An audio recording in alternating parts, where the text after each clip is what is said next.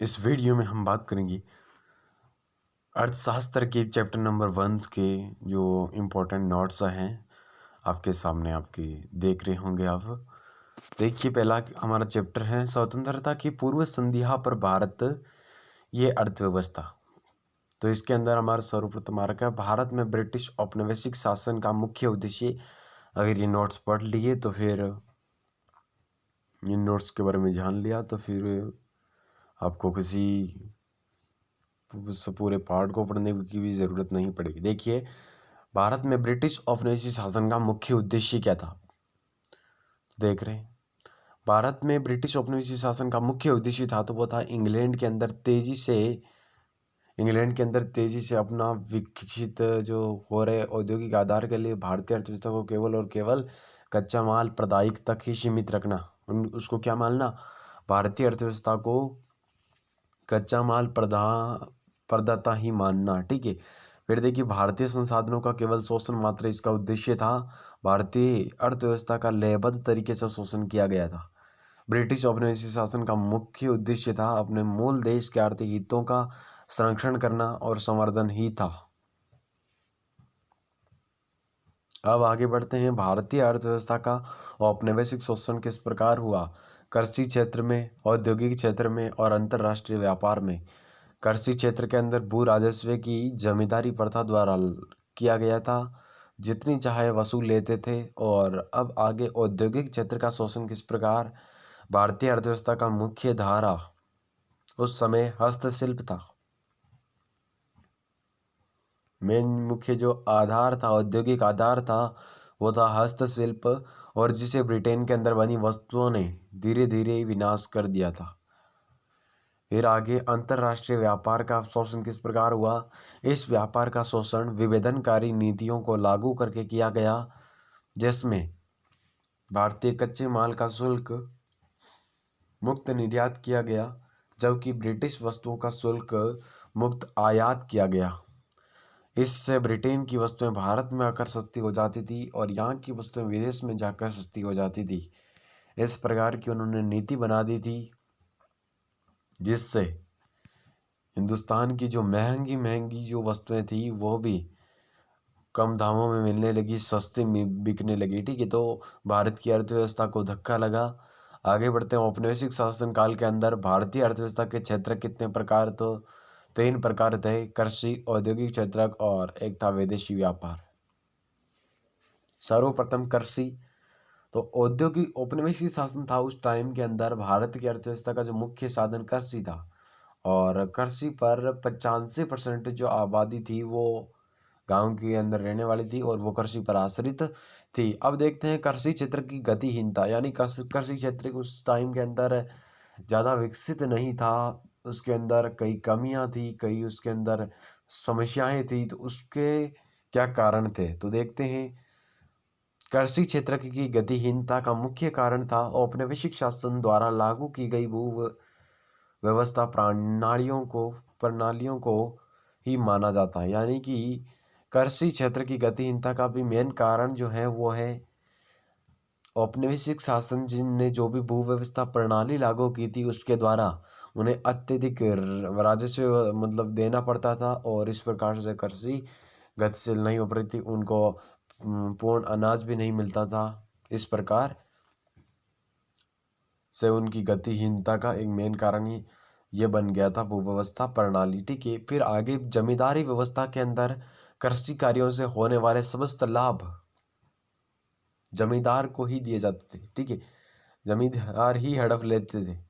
यानी कि कृषि कार्यों के अंदर होने वाले समस्त लाभ, यानी कि यहाँ तक कि अनाज जो भी उनसे लाभ होता, जो भी रुपए आते, वो सारा का सारा जमींदार हड़प लेते थे। तो इस प्रकार उनको जो किसान होते थे उनको कुछ भी मिलता नहीं था, हाथ नहीं आता था। देखिए, औपनिवेशिक शासकों ने कृषि क्षेत्र की दशा को सुधारने के लिए कुछ भी नहीं किया था। यानी औपनिवेशिक शासन ने इंग्लैंड के जो भी शासक यहाँ पे आए थे, गवर्नर, वॉइसराय जो भी थे, उन्होंने यहाँ कृषि क्षेत्र की दशा सुधारने के लिए कोई भी प्रयास नहीं किया था। भू राजस्व व्यवस्था की पीड़ादायी जो शर्तें थी, जिसके अंदर निर्धारित समय पर यदि भू राजस्व नहीं कराते, जमा नहीं कराते, तो किसानों के अधिकार छीन लेते कि उनको, जैसे कि उस जमीन पर अब कृषि नहीं करने देंगे। इस प्रकार के उनके जो अधिकार थे वो हड़प लेते थे। तो इस प्रकार से उनको बहुत ही धक्का लगता, तो वो फिर उनको जमा कराना पड़ता। भू राजस्व की दरें भी ऊंची थी, तो इस प्रकार से वो सभी तरफ से जो है वो उनकी जो बुरी स्थिति के अंदर पीड़ादायी शर्तों के अंदर थे। तो इस प्रकार से भू राजस्व व्यवस्था की पीड़ादायी शर्तें थी एक इसके लिए कारण। ठीक है, आगे देखिए, निम्न स्तर की प्रौद्योगिकी के साथ साथ सिंचाई सुविधाओं का अभाव होना। यानी कि उस टाइम के अंदर टेक्निक भी जो थी वो भी क्या थी, कोई मतलब ऐसे खास नहीं थी वर्तमान के टाइम के अंदर की तरह। उस टाइम के अंदर इतना विकास नहीं हुआ था जैसे कि आज है। वो तो अब विकास होने के कारण इस तरह से हुआ, वैज्ञानिकों ने नई खोज की। तो इस प्रकार से निम्न स्तर की प्रौद्योगिकी तो थी ही, उसी प्रकार जो सिंचाई प्रौद्योगिकी होती है, सिंचाई सुविधाएं होती हैं, उसकी भी क्या कोई सुविधाएं खास नहीं थी। सिंचाई सुविधाएं भी खास नहीं थी, उसके लिए भी उन्हें कई कठिनाइयों का सामना करना पड़ता था। तो इस प्रकार से कृषि का विकास के लिए ये भी एक बाधक तत्व था। फिर कृषि का व्यवसायीकरण होना। कृषि के व्यवसायीकरण के दौरान नकदी फसलों को ही उत्पादकता थी। यानी जो भी नकदी फसलें थी उनको ही ज़्यादा उत्पादन कर देते, अन्य वो नहीं, मतलब ठीक है। परंतु ये लाभ भारतीय किसानों को नहीं मिल पा रहा था। उन्होंने मतलब किसानों ने ये सोच के नकदी फसलों को वो लिया कि मतलब उनसे लाभ ज़्यादा होता है, इसलिए, लेकिन उनका भी उन्हें पूर्ण लाभ नहीं मिल पा रहा था, क्योंकि उन्हें भी खाद्यान्न की जगह नकदी फसलों का ही उत्पादन करना पड़ रहा था। कृषि के अंदर निवेश की कमी। भारतीय किसानों के पास कृषि के अंदर निवेश के लिए नहीं तो संसाधन, न तकनीक थी और नहीं कोई प्रेरणा थी। यानी उनके पास कोई तकनीक नहीं थी, ना ही कोई संसाधन थे और न ही कोई प्रेरणा थी। अब औद्योगिक क्षेत्र की बात करते हैं तो कृषि की भांति औद्योगिक क्षेत्र और औपनिवेशिक शासन के अंदर कोई मजबूत आधार का विकास नहीं कर पाया। इसके निम्नलिखित कारण थे।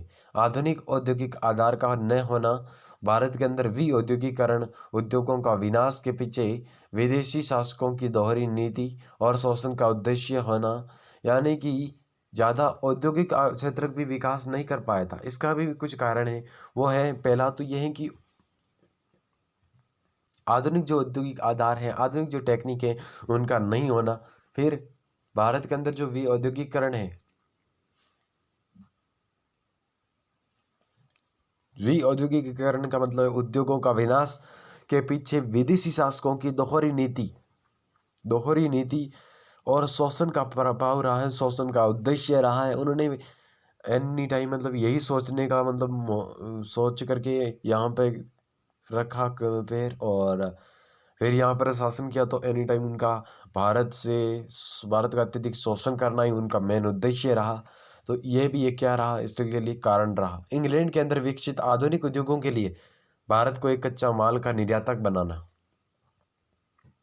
भारत से वो कच्चा माल ले जाते, वहाँ पे उत्पादन करते कई चीज़ों का, कई वस्तुओं का, और उन्हें ऊंचे दामों के अंदर बेचते। तो यहाँ से कच्चा माल जो था, तो कच्चा माल जब यहाँ से चला जाता तो फिर वो यहाँ पे कुछ बना भी नहीं पाते, नवीन वस्तुएं उत्पादित भी नहीं कर पाते। तो इस प्रकार से उन्होंने शोषण का उद्देश्य था, और वो यहाँ से केवल और केवल भारत को क्या मान रहे थे, कच्चा माल का निर्यातक मान रहे थे। अपने उत्पादों के लिए भारत को ही एक बाजार के रूप में विकसित कर लिया उन्होंने। ठीक है, यहाँ से अपने उत्पाद ले जाते थे और ऊंची दरों पर बेचते। शिल्प कला के पतन से भारत के अंदर बेरोजगारी का फैलना। शिल्प कला, जब तक इंग्लैंड का औपनिवेशिक शासन यहाँ नहीं आया था, इंग्लैंड का औपनिवेशिक शासन नहीं था, तब तक यहाँ पे एक शिल्प कला ऊंची, मतलब एक नवीन दर पर थी। उसने एक विकास कर रखा था। शिल्प कला का एक अपना क्या था, महत्व था। और जब वो शिल्प कला का महत्व नहीं रहा था, जब अंग्रेजी शासन यहाँ पे मतलब इंग्लैंड का जो औपनिवेशिक शासन यहाँ पे होने लगा था, तब से इंग्लैंड ने यहाँ पे शिल्प कला को अस्त व्यस्त कर दिया था। और इस प्रकार से शिल्प कला का जब पतन हो गया तो भारत के अंदर बेरोजगारी फैलने लगी, क्योंकि दूसरा काम हिंदुस्तानी या भारतीय जो लोग थे वो कर नहीं सकते थे। इस प्रकार से बेरोजगारी फैलने लगी थी। फिर पूंजीगत उद्योग जो थे उनका प्राय अभाव ही था। पूंजीगत यानी जिनके अंदर अपने खुद का मतलब होता था, ठीक है, यानी कि निजी उद्योग थे ना, उनका प्राय अभाव ही होने लगा था। फिर आ रहा है विदेशी व्यापार के क्षेत्र के अंदर भारत का इतिहास बहुत ही पुराना है। विदेशी व्यापार के भी तो पतन हो गया था। विदेशी व्यापार में भी तो वो भारतीय जो भारत थे, भारतीय के जो भी लोग थे वो विदेश के अंदर व्यापार नहीं कर पाते थे, क्योंकि इंग्लैंड वाले जो भी होते थे वो सारा ले जाते थे यहाँ से। कुछ व्यापार करने है तो बचता ही नहीं था, शेष ही नहीं रखते थे। तो इसके कुछ कारण देखिए। औपनिवेशिक सरकार द्वारा अपनाई गई वस्तु उत्पादन, व्यापार और सीमा शुल्क की प्रतिबंधकारी नीतियों का भारत के विदेशी व्यापार की संरचना, स्वरूप और आकार पर बहुत ही प्रतिकूल प्रभाव पड़ा। यानी कि औपनिवेशिक सरकार ने अपनाई थी वस्तु उत्पादन, व्यापार और सीमा शुल्क की प्रतिबंधकारी नीतियों का भारत के विदेशी व्यापार की संरचना, स्वरूप तथा आकार पर बहुत ही क्या प्रतिकूल प्रभाव पड़ा।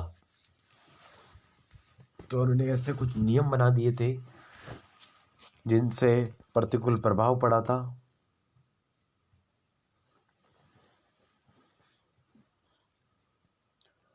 भारत सिर्फ जो है कच्चे उत्पादक या कच्चे माल जैसे कि रेशम, कपास, ऊन, नील, पटसन आदि का निर्यातक बन के ही रह गया था। भारत के आयात निर्यात पर अपनी सरकार का ही एक एकाधिकार हो गया था। वही जो कुछ करते वही करते थे। फिर बुलियन यानी सोना तथा चांदी के आयात के स्थान पर अंतिम औद्योगिक वस्तुओं का आयात होने लगा, जो कि मुख्यतः ब्रिटेन से आ रही थी। यानी कि अब यहाँ पे भारत के अंदर ऐसा को मतलब अन्य वस्तुएं यहाँ पे नहीं बिकती थी, इंग्लैंड की वस्तुएं आने लगी, वही उन्हीं का यहाँ पे मतलब आयात होने लगा था। जनांकी के संक्रमण के प्रथम और द्वितीय सोपान का विभाजन वर्ष 1921 को कहते हैं। तो ये भी ध्यान रखना इम्पोर्टेंट जो हमारे लिए फंडा है, ठीक है। तो 1921 के अंदर जनसंख्या जो वर्धित थी वो माइनस के अंदर चली गई थी, ठीक है। वृद्धि दर जो थी वो माइनस के अंदर चली गई, तो ऐसा विभाजन वर्ष इसीलिए उसको माना गया, ठीक है। जनांकी की स्थिति का संख्यात्मक चित्रण किस तरह है, तो साक्षरता दर जो थी वो उस टाइम के अंदर अगर बात करें तो 16% से भी क्या थी, कम थी। जिसके अंदर महिला साक्षरता का दर तो 7% के आसपास थी, जो कि एक नगण्य मान सकते हैं उसको। तो इतनी कम थी। और मृत्यु दर जो थी, सकल मृत्यु दर काफी ऊंची थी। शिशु मृत्यु दर अधिक चौंकाने वाला था। उस समय 218 प्रति हजार थी, और अभी जो है 63 प्रति हजार हो गई है। उच्च शिशु मृत्यु दर निर्धनता को दर्शाता है। तो इस प्रकार से उस टाइम के अंदर निर्धनता भी एक विशाल रूप ले रही थी। अपने शासन ने हमारे भारत को लूट लिया था। इस प्रकार से उनके पास कुछ भी नहीं बचा, किसानों के पास। साक्षरता दर 16% थी पहले, और महिलाओं की देखें तो वो 7% थी। अब देखिए सकल मृत्यु दर 218 प्रति हजार पे 63 हुई अब, ठीक है। जीवन प्रत्याशा स्तर जो था वो था हमारा 32 वर्ष थी उस टाइम के अंदर, अभी 63 वर्ष है, ठीक है। तो यह अंतर ध्यान रखना, 32 वर्ष थी औपनिवेशिक शासन या स्वतंत्रता के समय। अभी व्यावसायिक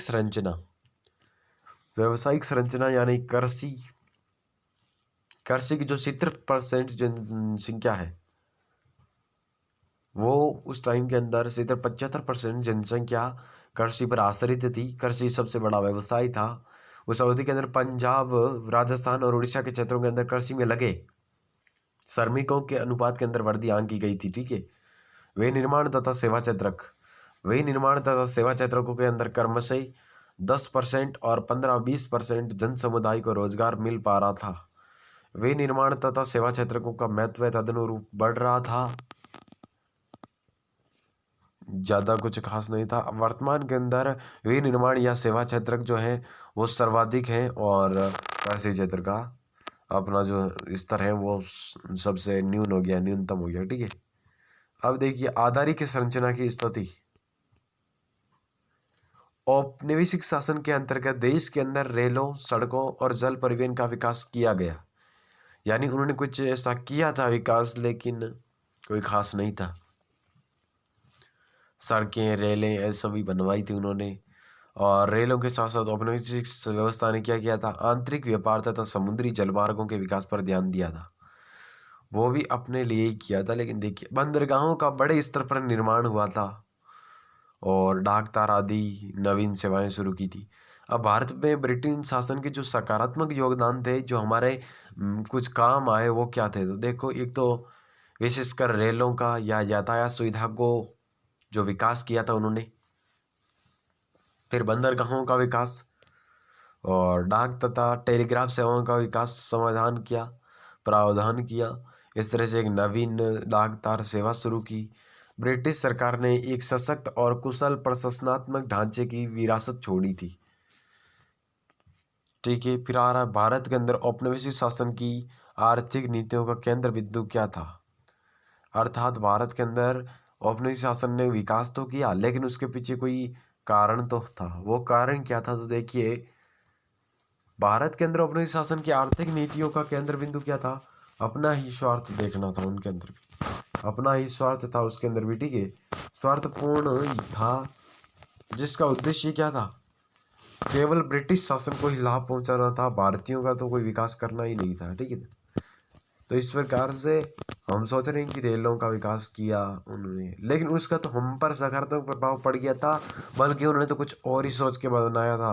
वो आप देखेंगे, अभी देखिए। तो औपनिवेशिक शासन द्वारा जो थोड़े बहुत आर्थिक नीतियाँ लागू की गई, तो थोड़े बहुत विकास कार्य हुए थे, वो भी उसका ध्येय भी क्या था, जन सामान्य को आर्थिक सुविधाएं प्रदान करना नहीं था, कि जन सामान्य ठीक से रहे, उनका विकास हो। ये कार्य तो औपनिवेशिक हित साधन के ध्येय से किए गए थे। ठीक है, अपने ही हित के लिए किए गए थे कार्य। जो सड़कें बनाई थी, उनका ध्येय था कि देश के भीतर उनकी सैनिक जो है उनका आवागमन ठीक से हो, देश के भीतरी मार्गों से जो कच्चे माल को निकटतम रेलवे स्टेशन तक पतन तक पहुंचाने में सहायता हो, इसलिए सड़कें बनाई थी। रेल इसलिए बनाई ताकि इंग्लैंड के अंदर जाने के लिए सुगमता हो। ठीक है, फिर आ रहा हमारा भारत के अंदर विकसित की गई जो महंगी तार व्यवस्था थी, उसका भी मुख्य ध्येय था, जो कि कानून व्यवस्था को बनाए रखना ही था। यानी कि ऐसा हम जब विकास का कार्य उनको समझा देंगे, तो वो हम पर इतना मतलब दबाव नहीं डालेंगे। इस प्रकार हमारा शासन इस तरह से अस्त व्यस्त नहीं होगा। फिर देखिए रेलवे का विकास से भारतीय अर्थव्यवस्था की संरचना के अंदर प्रभाव क्या आए थे, तो देखते हैं। इससे लोगों को भू क्षेत्रीय और सांस्कृतिक व्यवधानों को कम करके आसानी से लंबी यात्राएं करने के अवसर प्राप्त हुए। यानी कि वो रेल से लंबी यात्राएं कर सकते थे। भारतीय कृषि के व्यवसायीकरण को बढ़ावा मिला था। ठीक है, किंतु इस व्यवसायीकरण का भारतीय ग्रामीण अर्थव्यवस्था के आत्मनिर्भरता के स्वरूप पर विपरीत ही प्रभाव पड़ा। यानी भारतीय कृषि का जो है व्यवसायीकरण होने लगा। व्यवसायीकरण का मतलब है कि विस्तार होने लगा, कई अन्य देशों के अंदर भी मतलब इसका व्यापार होने लगा, लेकिन इसका विपरीत प्रभाव पड़ा भारतीय अर्थव्यवस्था पर, क्योंकि इंग्लैंड के जो अपने शासक जो थे, वो इंग्लैंड के जो व्यापारी थे वो बेचने लग गए थे, वो लाभ कमाने लग गए थे, भारतीयों को इससे कोई लाभ नहीं हुआ था। फिर आ रहा पूंजीगत उद्योग, जो कि निजी उद्योग होते हैं, वो तत्कालिक उपभोग के अंदर काम आने वाले वस्तुओं के उत्पादन के लिए मशीनों और कलपुर्जों का निर्माण करते हैं। ठीक, कलपुर्जों का निर्माण करते हैं। इस प्रकार हमारे ये नोट्स पूरे होते हैं, आपको समझ में आए होंगे। I hope that you understood, और thank you for watching to my video. Please subscribe my channel and like to video and share कीजिएगा। थैंक्स।